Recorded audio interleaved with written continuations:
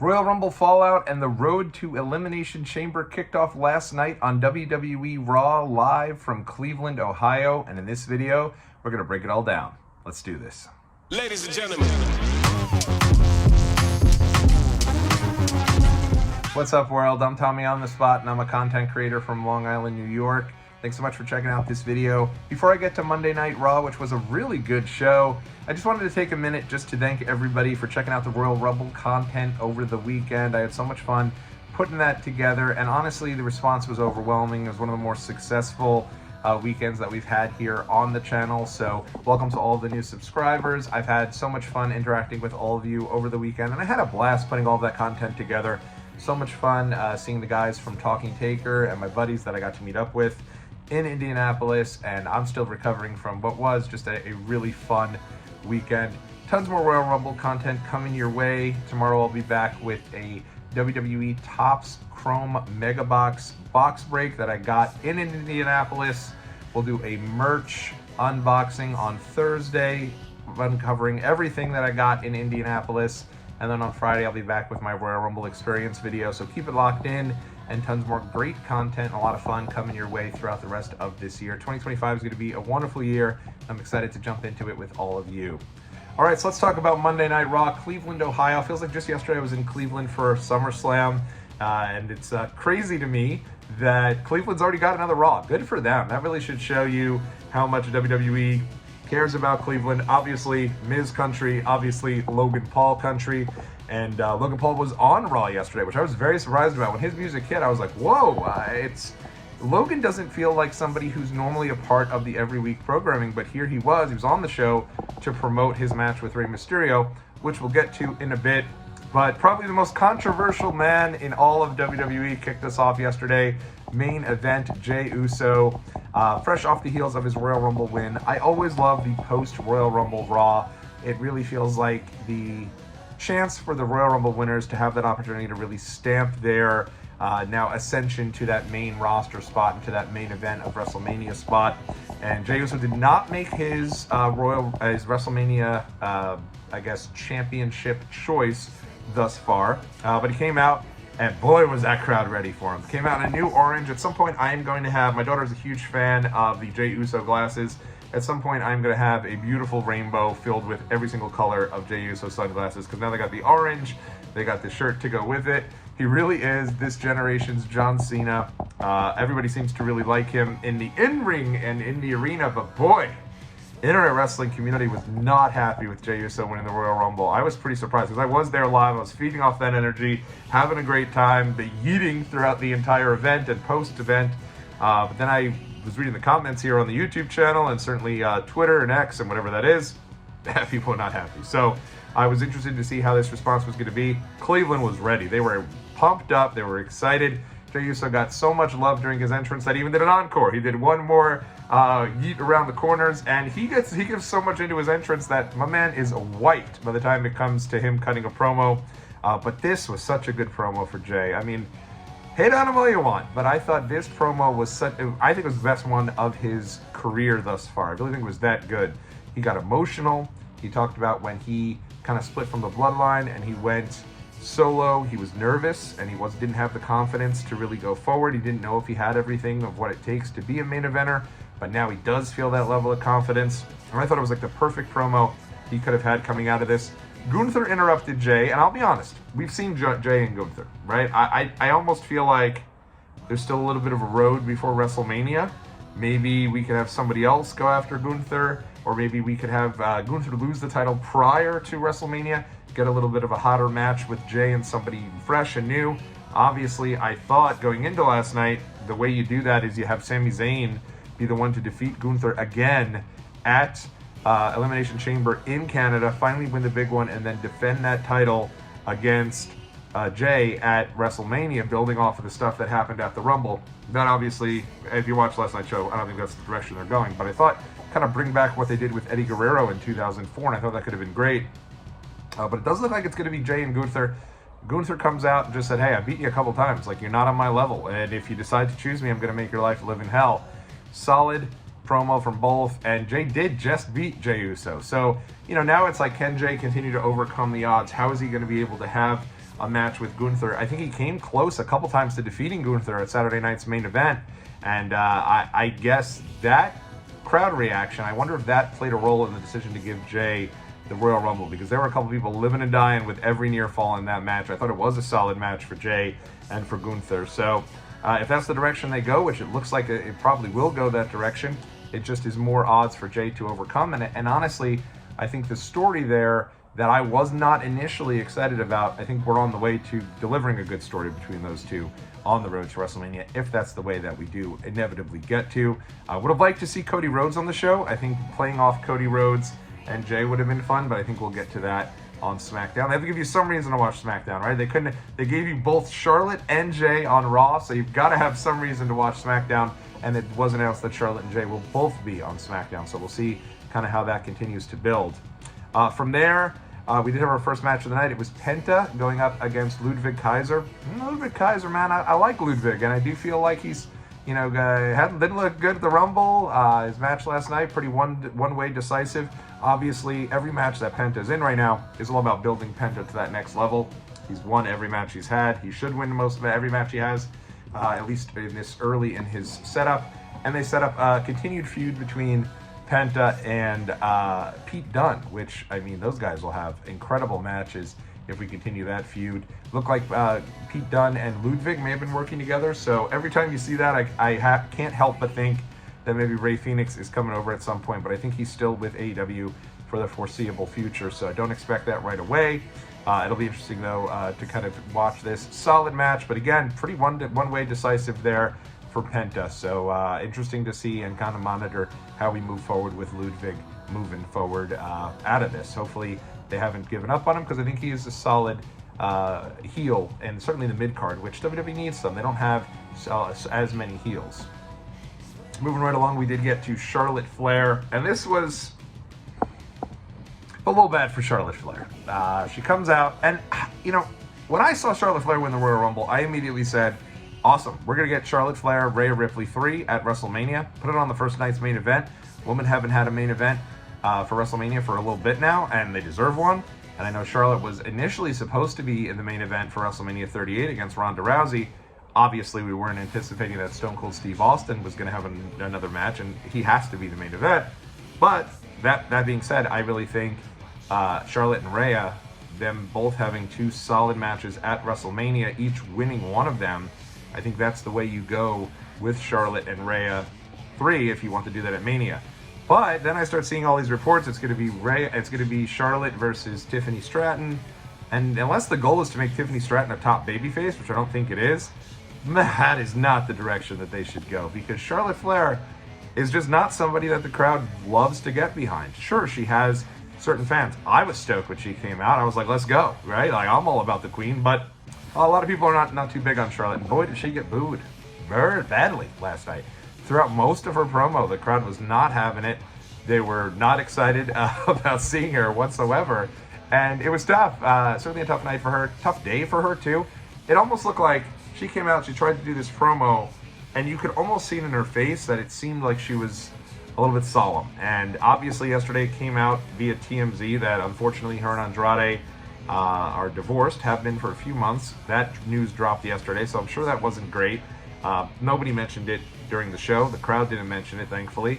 But it definitely felt it was like a tough spot there for the team, for certainly her. It looked like she was having a tough time. Obviously, Rhea comes out, and it was heat. I mean, that's the match I want. I hope that's the way that they go. And, I just think if you do Charlotte and Tiffany, you're running the risk of the crowd just being 100% behind Tiffany, which is fine if that's the direction they want to go. But tough night for Charlotte yesterday, booed badly by the crowd. The crowd has never been big into Charlotte as a babyface for quite some time. They've been trying, but it just doesn't seem like the crowd is taking to that. She's a far better heel, and I don't see any problem with making her a heel. I think she still have her legion of fans, and she's great as a heel, so I hope that's the direction that they go. Speaking of heels, the New Day showed up. They have new music, really good music. Even Pat McAfee had made mention of the idea that their new theme was kind of a bobber, and he was enjoying it. I will say Cole and Pat McAfee literally sound like they're just having the time of their life. They both did the Pat McAfee show yesterday before Raw, then went to Raw, They clearly love each other. These are like two best pals, and it seems like Michael Cole genuinely loves what he's doing, which I don't think has always been the case with Michael Cole. Like, it felt like he used to think WWE is a job. Now he seems like he just absolutely adores WWE, and I like it. It's kind of cool to see. Yeah, so New Day comes out, total badasses, looking great as heels with this brand new theme. They took on the team of Rey Mysterio and Dragon Lee from the LWO. And I will say, I like Dragon Lee a great deal. I think when he came up, he was spectacular and looks great. I don't know if having him in the LWO right now is the greatest place for him. It just feels like he's kind of lost in the shuffle. The entire LWO does. We're coming up on 2 years since the LWO reformed over WrestleMania 39 weekend, and while I appreciated that at the time, these guys at this point all feel very undercard, and they don't know. I mean, without Rey, I don't know that anyone would even pay them much mind. So I feel like it might be time to disband that group. Unfortunately, I think it's kind of past that moment. But maybe that's just me. Maybe I'm just a hater. Who knows? But in any event, solid match. Again, I mentioned Logan Paul shows up on Raw. He came out to do commentary here to build up his match next week against Rey Mysterio. Say what you know about Logan. People find him obnoxious. People certainly find many things in his personal life to be unsavory, but he can go in the ring. And I think Rey and Logan are going to have a great match next week. I'm excited for it. These Elimination Chamber matches are giving us some real bangers here. 2 bangers on this show, and then we're getting ready for 2 more next week and some more the following weeks leading up to Elimination Chamber. It's just making for some really fun must-see TV that I'm honestly very excited to get into here and to continue to watch. And I'm ready for this match. Logan, I don't think, has had a match on Raw really ever. So for him to have a match on Raw, unless I'm forgetting one, it's a pretty big deal. And they're making each one of these episodes of Raw feel like can't miss TV. It certainly looks like it's going to be him and AJ Styles at Mania as well, if you're looking at some of the stuff that happened at the Royal Rumble. So that'll be fun. That'll be a great match. I mean, those guys they'll tear it out. But ready for Rey and for Logan Paul next week. New Day do get the win here. Again, some shenanigans with Logan Paul and some outside interference. New Day needs a win. I'd push New Day all the way. I'd give them the WrestleMania Tag Team Championship spotlight. I think they're fantastic in this new heel persona, and they really got a lot out of that New Day reunion there and turning on Big E. People just absolutely hate them, so I think the sky's the absolute limit for the New Day, and I'm so happy to finally see them start to get into the ring. They turned on Big E, and it felt like months of just them in the backstage area getting hated on. So it was good to see them back in the ring because both of them are solid competitors. Backstage, we saw a deal between Sami Zayn and Jey Uso, like I said, and Sami came over, and he said exactly what I said when Sami was dumped by Jey in the Rumble. It's every man for himself. It's the Royal Rumble. Of course, there's no hard feelings. Gave Jey a big hug. Jey walked off, and then old Karrion Kross. So I do like Karrion Kross. I don't know what it is. I really have been enjoying him kind of creeping around backstage. And he kind of putting some more thoughts into the mind of Sami Zayn. I appreciate also that everything Karrion Kross says, for the most part, comes true. So I like that bit there when he comes in there. He gives Sami a little piece of his mind, like, hey, how much longer are you going to be cool with everyone else living their dreams? You're not doing a damn diddly thing. I just thought that was so maniacal and kind of fits into what he's doing. So I really enjoyed that. I thought it was great. Elsewhere on the show here, we did eventually get to the women's Elimination Chamber qualifier, and it was Liv Morgan taking on Io Sky.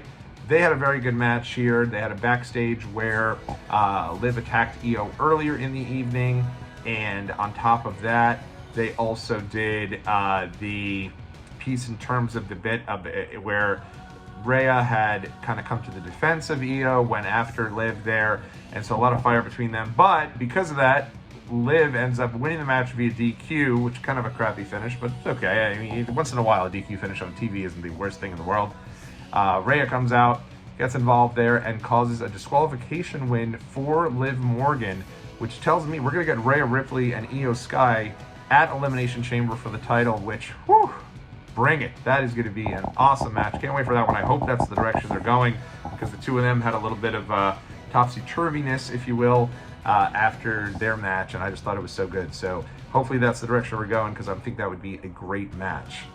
This led to our main event of the evening. Before we get there, aforementioned, it is going to be Logan Paul going up against Rey Mysterio next week on Raw, Elimination Chamber qualifier. I feel like Logan may have been in a qualifier at some other point on TV, so maybe he has had TV matches, but I don't know. I feel like it hasn't been too often, so it's still cool to see that he'll have a match on TV next week. It will also be Bayley taking on Elvira Valkyria. They should have an awesome match, and interesting to see which way they go there and who they build into that women's Elimination Chamber match. But Liv Morgan, the first participant to be a part of that. And then they also announced, because before we got to our main event, there was a Seth Rollins promo where he announced that he will be facing Finn Balor next week, actually in 2 weeks, I guess, an Elimination Chamber qualifier. So another great match to look forward to 2 weeks from now on Monday Night Raw. But it was a great promo here from Seth. I think this was a highlight of the show. I think he came out, talked about, I hope they keep him exactly the way that he was yesterday. This guy is a babyface. He appreciates the crowd. He gives them all fist bumps. They all do his song. But he doesn't like any of the baby faces. He has issues with CM Punk. He has issues with Roman Reigns. He was like, Sammy, I need you, man. You gotta beat CM Punk. I can't have this guy qualify for the Elimination Chamber.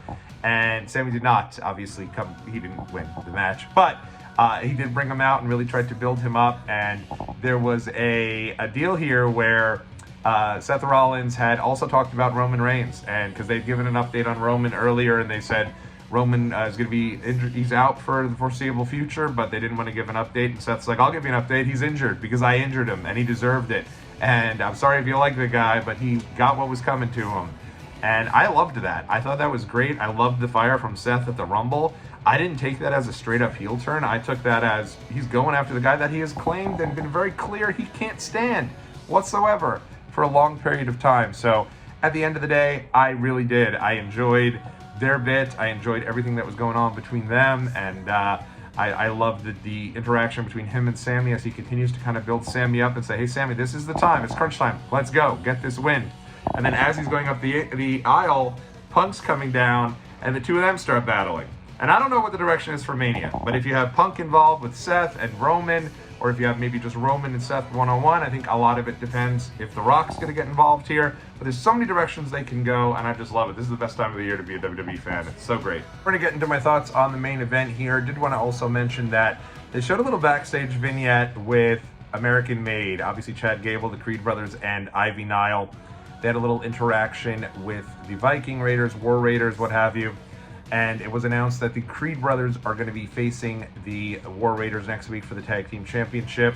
And then Chad Gable said something very interesting. He said, hey, I've got to go kind of find myself and figure out the best way to deal with these luchadors. And in the meantime, when I return, I want you guys to be Tag Team Champions. I want Ivy to be Intercontinental Champion. You can both do it, and I expect you to do it. And when I get back, we're going to move forward. And I hope that we get a Chad Gable Penta match at WrestleMania. I think that they deserve that spot. Chad certainly does, and I'd love to see that we get that. So hopefully that's the direction they're going. And next week it will be the Creed brothers versus the War Raiders for the Raw Tag Team Championship as well. So really good stuff to look forward to there. The show next week already loaded. And then it's got to our main event. First time ever, CM Punk versus Sami Zayn one-on-one. And it delivered. 20-minute great main event. Raw again, by the way, 2.5 hours. Now I don't know if it was longer because when you're watching this show on delay, you actually don't have any commercials, and I don't know if that's just me because I have the commercial free plan for Netflix, so it might have went longer, but it was a solid 2.5 hours at least on the show I watched. Now again, I don't know if that was because there was no commercials, but I'm liking this like 2.5 to 3 hour type deal for Raw. Solid amount of television. They're not overdoing it, and they're leaving you wanting more next week, which I think is great. And certainly ending on a good note here. Punk defeats Sami Zayn in a great back and forth match. So they're continuing this story of Sami Zayn just is not winning the big one here. He continues to lose, and that's where they've kind of gave you the idea that that's where they were going to continue to go. You know, Cole mentions this. What's next for Sami Zayn? Another loss for him, and it looks like, all right, well, now you're going to be invested to see if Sami's going to find his way towards WrestleMania again, which is what we were just at last year. And then bang! Who shows up but one Kevin Owens, and he's still selling his injuries from the Royal Rumble, but he attacks Sami Zayn, ends up knocking him into Punk, knocked Punk out of the ring. Because, again, and this was great, too, because Punk and Sami shook hands, and I was like, good for them. But at the same time, I was like, come on, Sami. You're going to shake the guy's hand. He just beat you again. He gave you another loss, and you're going to shake his hand? Too much. I wasn't a fan of that whatsoever. But with that being said, I did like the ending here. Owens shows up, knocks Chad Gable into Punk. Knocks Sami Zayn into Punk. Punk goes out of the ring. And then he hits Sami Zayn with the package pile driver, which they have built up to be the equivalent of a gunshot. Like if he walked in and shot him with a gun, it would be less impactful than hitting him with a package pile driver at this point. Crowd just went like total no, and that's the way that it should go. I mean, yes, these guys have wrestled time and time again, but Kevin Owens made it clear, I expect Sami Zayn to help me to win the title, and because Sami did not and really just sat there and didn't do much to help Kevin Owens there, it makes sense for them to now be feuding, and to have that match in Canada would be perfect. So really looking forward to that. Lots of different pieces you can go to, but I thought this piece right here and this show coming out of the Rumble really continued the momentum that they had coming out of the Rumble, because whether you like Jey Uso, you hate Jey Uso, everyone was talking about Jey Uso in the Rumble coming out of this weekend. So again, a lot of fun. I'm excited to see where things go. I'm excited to continue to break it down here on Watch Along Wrestling. Let me know what you thought of this review. If you'd like to see more of these, and I'll catch you all in the next. I will catch you all again here on the channel in the next video.